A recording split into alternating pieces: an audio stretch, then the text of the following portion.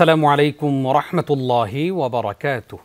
ইন্নাল হামদালিল্লাহ ওয়াস সালাতু ওয়াস সালামু আলা মুহাম্মাদিনিল মুস্তাফা ওয়া আলা আলিহি ওয়া আসহাবিহিল মুজতাবা, আম্মা বা'দ।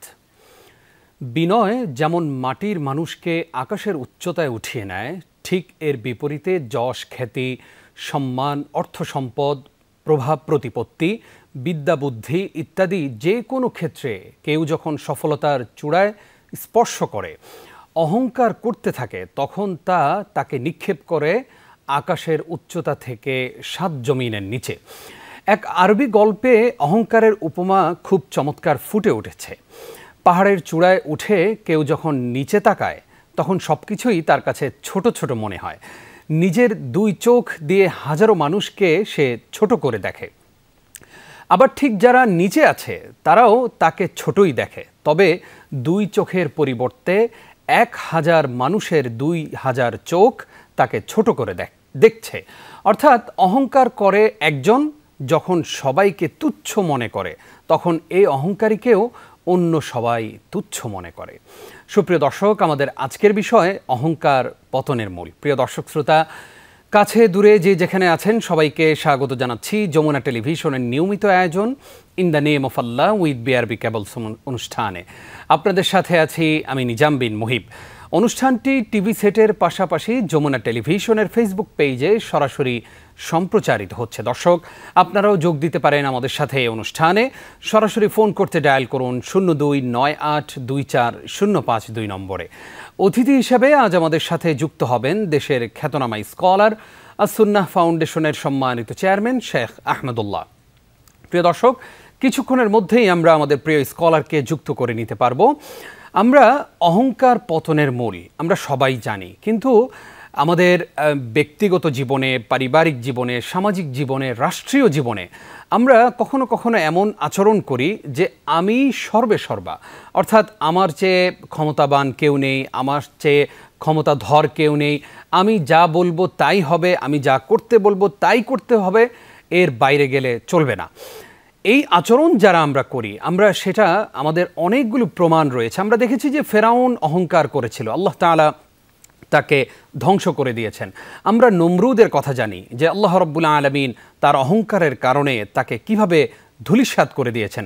আমরা সাদ্দাদের কথা জানি যে আল্লাহ তাআলা তাকে অহংকার করার জন্যে আল্লাহ তাআলা তাকে ধ্বংস করে দিয়েছেন।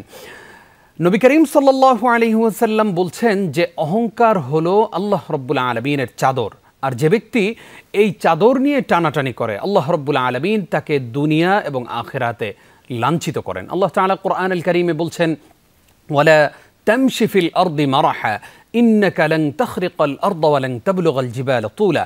আল্লাহ বলছে যে তোমরা দুনিয়াতে দম্ভ ভরে অহংকার করে চলাফেরা করো না। আমরা দেখতে পাই প্রায় সময় যে আমাদের কথার কারণে, আমাদের আচরণের মাধ্যমে, আমাদের লেখনির মাধ্যমে, আমাদের নানান মাধ্যমে আমরা অহংকার প্রকাশ করি, যেই অহংকারের কারণে আমাদের পতন কিন্তু সুনিশ্চিত।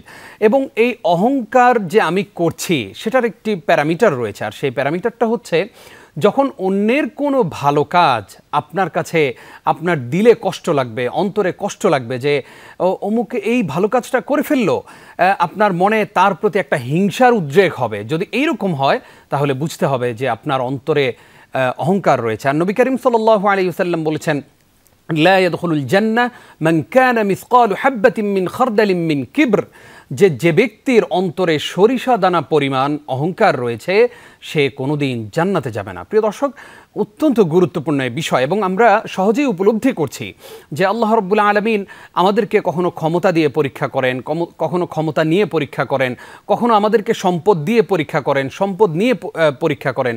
কিন্তু আমরা অনেক সময় দেখা যায় যে যখন আমাদের ক্ষমতা থাকে না, সম্পদ থাকে না, আমাদের শক্তি সামর্থ্য থাকে না, তখন আল্লাহর কাছে আমরা সেগুলো চাই যে আল্লাহ রাব্বুল আলামিন আপনি আমাদেরকে ক্ষমতা দেন, আমাদেরকে সম্পদ দেন, আমাদেরকে সব কিছু দেন।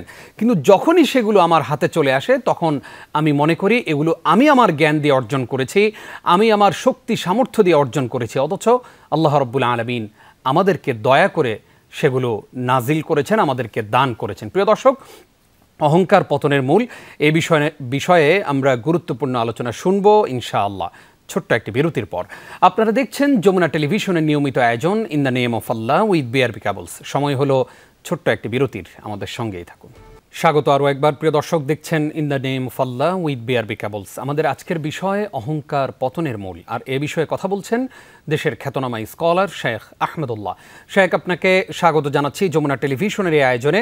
শুরুতেই জানতে চাই আমরা যে কোরআন সুন্নায় অহংকার সম্পর্কে আল্লাহ রাব্বুল আলামিন এবং প্রিয় নবীজি সাল্লাল্লাহু আলাইহি ওয়াসাল্লাম আমাদেরকে কি বার্তা দিয়েছেন? ধন্যবাদ আপনাকে। আলহামদুলিল্লাহ, ওয়াসসালাতু ওয়াসসালামু আলা রাসূলিল্লাহ বাদ। কোরআন জুড়ে আমরা দেখি আল্লাহ রাব্বুল আলামিন অহংকার এবং দম্ভের ভৎসনা করেছেন। অহংকারী যারা, তাদেরকে আল্লাহ রাব্বুল আলামিন সতর্ক করেছেন। কারণ কোরআন কারীমে আল্লাহ তাআলা বলেছেন, যারা অহংকারী, যারা দাম্ভিক, তাদেরকে আল্লাহ তাআলা পছন্দ করেন না। ইন্নাহু লা ইউহিব্বুল মুস্তাকবিরিন। আল্লাহ তাআলা অহংকারীদেরকে, দাম্ভিকদেরকে পছন্দ করেন না। কোরআন কারীমে আল্লাহ তাআলা বলেছেন যে আবা ওয়াস্তাকবারা ওয়া কানা মিনাল কাফিরিন। শয়তান অস্বীকার করেছে এবং অহমিকা দেখিয়েছে, এবং সে শয়তানদের অন্তর্ভুক্ত হয়েছে, কাফিরদের অন্তর্ভুক্ত হয়েছে।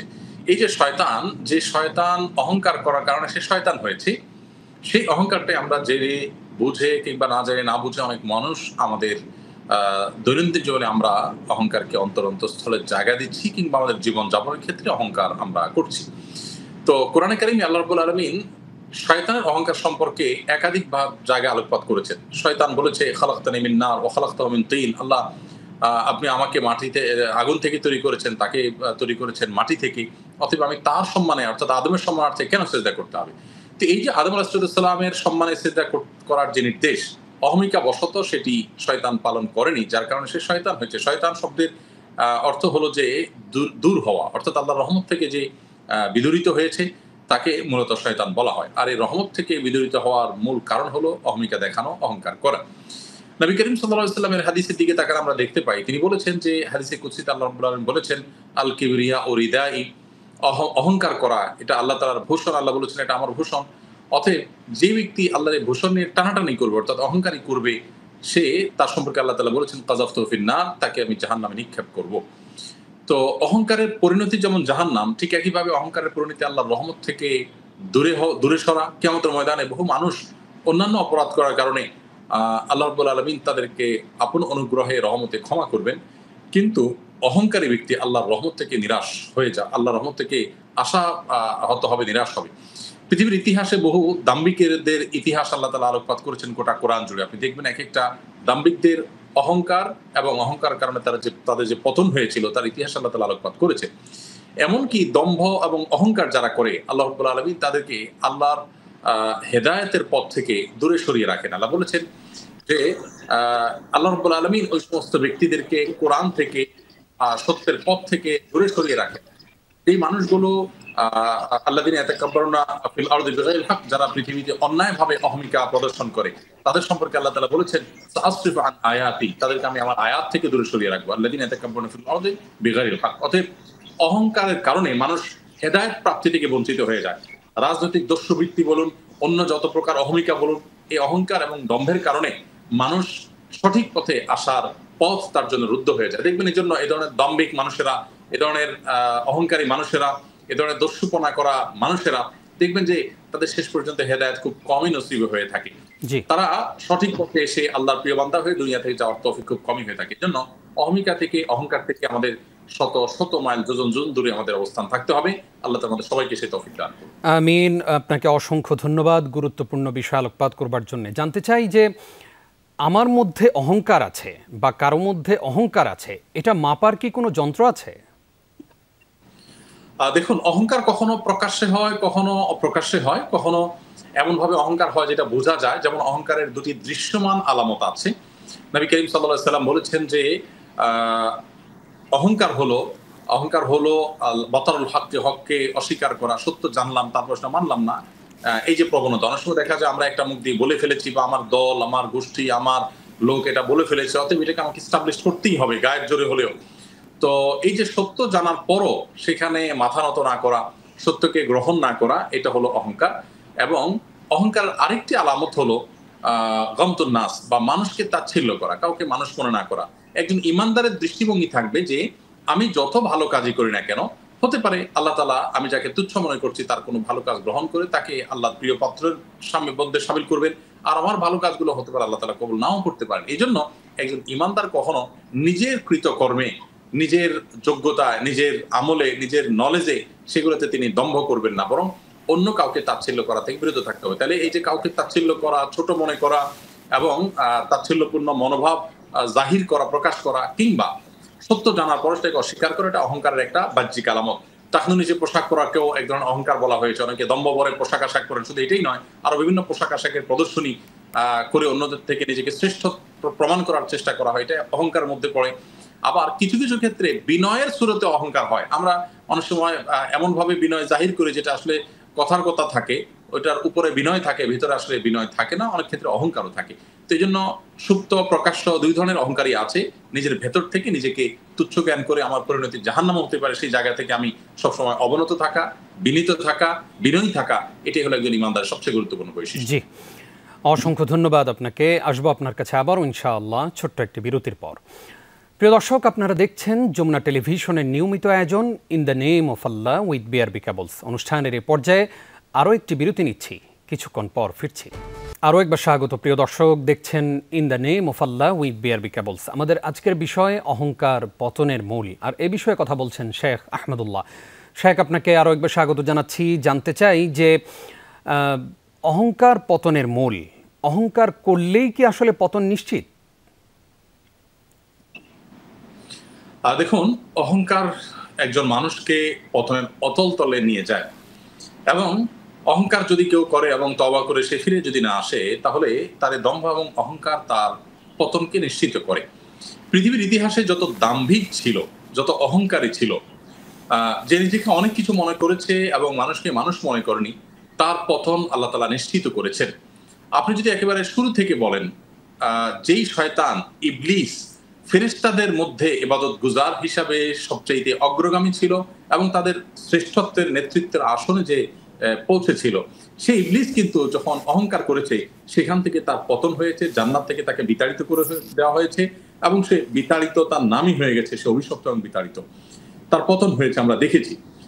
ঠিক একইভাবে যখন কাবিল, আদম আলাইহিস সালামের ছেলে কাবিল, তিনি নিজেকে শ্রেষ্ঠ মনে করেছেন, হাবিলের তুলনায় উপযুক্ত মনে করেছেন এবং অহংকার করেছেন, তার সে অহংকারের কারণে তার পতন হয়েছে। তার সেই কৃতকর্মের সমালোচনা আজও এত হাজার হাজার বছর পরও কোরআনে কারিমে অংশ হয়েছে এবং যুগ যুগ ধরে মানুষ তাকে ঘৃণা করছে। তার পতন হয়েছে। আমরা দেখেছি নমরুদ ইব্রাহিম আলাইহিস সালাম বিপরীতে অহংকার করেছে, আল্লাহ তাআলা তার শুধু পতনই ঘটাননি, একটা সামান্য মশা দিয়ে আল্লাহ তাআলা তার পতন ঘটিয়েছেন এবং তার ধ্বংস আল্লাহ তাআলা নিশ্চিত করেছেন এবং পতন হয়েছে তার। ফেরাউন সে দম্ভ করেছে, অহংকার করেছে, নিজেকে আল্লাহ দাবি করে বসেছে, নিজেকে সৃষ্টিকর্তা দাবি করেছে, সৃষ্টিকর্তাকে অস্বীকার করেছে, আল্লাহ তাআলা তার পতন ঘটিয়েছেন এবং তাকে নদে ডুবিয়ে নিমজ্জিত করে আল্লাহ তাআলা তার পতন নিশ্চিত করেছেন। ঠিক একইভাবে আমরা দেখেছি যে নবী করিম সাল্লাল্লাহু আলাইহি ওয়াসাল্লামের সময়ও যারা অহংকার করেছে, সে আবু জাহাল, আবু লাহাব, উতবা, শাইবা, প্রত্যেকটা দাম্ভিক, তাদের পরিণতি খুব খারাপ হয়েছে এবং তাদের প্রত্যেককে আল্লাহ তাআলা পতনের মুখোমুখি করেছেন।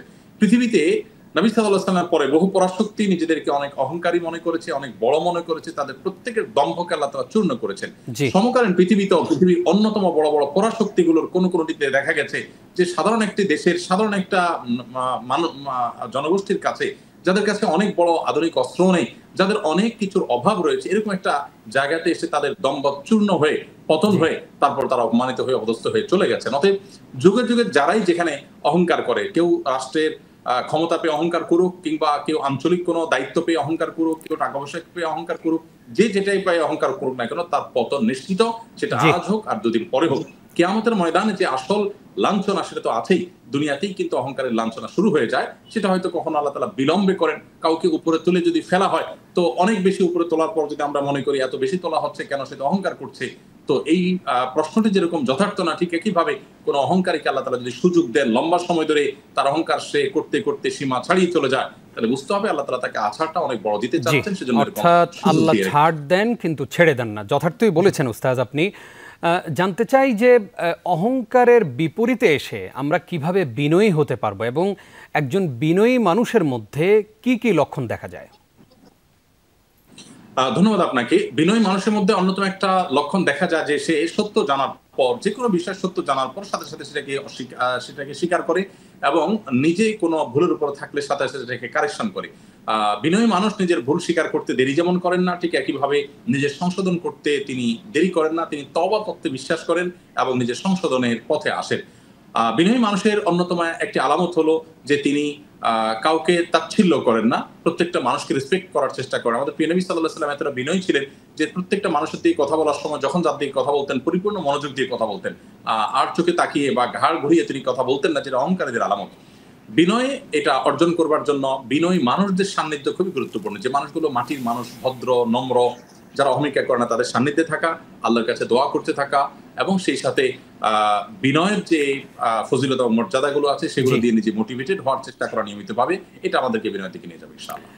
আশা করি আমরা প্রত্যেকেই সেই প্রচেষ্টা করব। শেখ, আমরা অনুষ্ঠান শেষ করব, তবে সর্বশেষ আপনার কাছে জানতে চাই, অনেকেই দুইমুখী নীতি অবলম্বন করেন, দ্বিমুখী নীতি বা দ্বিচারিতা করেন, অর্থাৎ বাহিরের মানুষের সাথে খুব বিনয়ী তিনি, কিন্তু ঠিকই তার স্ত্রীর সাথে, বাবা মায়ের সাথে খুব রূঢ় আচরণ করেন, অথবা কোনো একজন নারী তার কলিগদের সাথে খুব ভালো আচরণ করেন এবং বিনয়ী থাকেন, অথচ তার স্বামীকে অমর্যাদা দেন, বাবা মাকে অমর্যাদা করেন। এইরকম করে করে সেই মানুষগুলোকে অপমান অপদস্থ করেন এবং তাদের সাথে বাজে ব্যবহার করেন। এই যে দ্বিমুখী আচরণ, দ্বিমুখী নীতি, এই ব্যাপারে আসলে ইসলাম কি বলে আপনার কাছে আমরা জানতে চাই। কারণ আমাদের এই সমাজে এই ধরনের মানুষ অনেক বেশি। বাহিরে একজন সকল সেক্টরে, সকল ক্ষেত্রের মানুষেরাই, কিছু কিছু মানুষ আছেন যারা বাহিরের সকলের সাথে খুব ভালো, বিনয়ী, এবং যখন কোথাও কথা বলতে যান, কোনো আলোচনা করতে যান, সেখানেও তার বিনয়ী ভাব প্রকাশ হয়, কিন্তু তার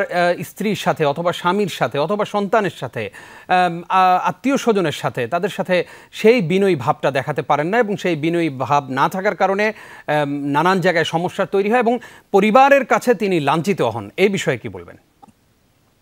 দেখুন, বিনয়টা কিন্তু বাহিরে ভেতরে সব জায়গায় আমাদের মধ্যে থাকতে হবে। শেখ সাদি রহমতুল্লাহ আলাইহি বিশ্ববিখ্যাত একজন দার্শনিক ছিলেন। তিনি বলেছেন, গাদাগর তাওয়াদ অকুনাত হয়ে উস, একজন ভিখারি যদি তার পেশাগত কারণে বিনয় অবলম্বন করেন, কারোর কাছে হাত পাতেন, তাহলে সেটা আসলে বিনয় নয়। প্রকৃত বিনয় হলো সেই বিনয় যে বিনয় তার অহংকার করার সুযোগ থাকা সত্ত্বেও তিনি অহংকার না করে বিনয়ী হন। এটি হলো প্রকৃত বিনয়। আমরা অনেকে বাহিরে পেশাগত কারণে দেখা যাচ্ছে ক্লায়েন্টের সাথে খুব বিনয় অবলম্বন করি, অফিসে বসের সাথে খুব বিনয় অবলম্বন করি, বাসার লোকজনের সাথে আমরা যাচ্ছে তা আচরণ করি। তো এটা কখনো প্রকৃত অর্থে বিনয়ী মানুষের চরিত্র হতে পারে না। বিনয়ী মানুষ সবসময় নিজেকে বিনয়ী রাখবার জন্য সর্বোচ্চ চেষ্টা করবেন, সব জায়গায় নিজের আপনজনের কাছে, এবং যে জায়গাগুলোতে অহমিকা প্রকাশ পেতে পারে সেখানে বিনয়টাকে আরো বেশি স্ট্রংলি তিনি অবলম্বন করার চেষ্টা করবেন। যারাই অহংকার করে আল্লাহ তাআলা তাদেরকে পতন ঘটান, আর যারা বিনয়ী হন তাদেরকে আল্লাহ তাআলা মর্যাদা বাড়িয়ে দেন। মান তাওয়াদা আলিল্লাহি রাফাআহুল্লাহ, নবী সাল্লাল্লাহু আলাইহি ওয়াসাল্লামের হাদিস রয়েছে, যে ব্যক্তি আল্লাহর জন্য বিনয় অবলম্বন করে আল্লাহ তাআলা তার মর্যাদাকে বাড়িয়ে দেন, বুলন্দ করে দেন, বৃদ্ধি করে দেন। শেখ সাদি রহমতুল্লাহ একজন দার্শনিক, ফার্সি ভাষার অনেকগুলো বই আছে তার মধ্যে থেকে গুলিস্তান নামক ঐতিহাসিক তার বইয়ে তিনি লিখেছেন যে কুয়াশা বা আপনার যে শিশির থাকে, এটা অনেক উপর থেকে আকাশ থেকে পড়ে এবং সব জায়গায় পড়ে যায়, সে অহংকার করে না। যদিও তার মধ্যে অহংকার বিনয় বলতে কিছু নেই, জাস্ট বোঝাবার জন্য তিনি বলেছেন যে একটা প্রকৃতি, আল্লাহর একটা সৃষ্টি, সে যখন উপর থেকে নিচে পড়ে সবকিছুর সাথে মিশে যায়, সূর্য উঠে কিন্তু বাষ্পের মাধ্যমে তাকে আবার উপরে তোলে। বিনয়ী হওয়ার কারণে তাকে আবার উপরে তোলা হয়। আর সমুদ্রের যে গর্জন তুলে ঢেউ আসে, সেটা কিন্তু অহংকার করে আসার কারণে সেটা আস্তে করে। ধন্যবাদ উস্তাদ, আমরা অনুষ্ঠান শেষ করব। কষ্ট করে আমাদেরকে সময় দেবার জন্য আপনাকে ধন্যবাদ জানাচ্ছি। প্রিয় দর্শক, আমরা অহংকার করব না এবং প্রত্যেকটা কাজে কর্মে আমরা বিনয় প্রকাশ করব। সেই বিনয়টা আসতে হবে আমাদের অন্তরের মধ্য থেকে, হৃদয় থেকে। আল্লাহ তাআলা সেই তৌফিক দান করুক, আমিন। প্রিয় দর্শক, আপনারা দেখছিলেন in the name of Allah with BRB cables. আজকের মতো এখানেই বিদায় নিচ্ছি আমি নিজাম বিন মুহিব। আসসালামু আলাইকুম ওয়া রাহমাতুল্লাহি ওয়া বারাকাতুহু।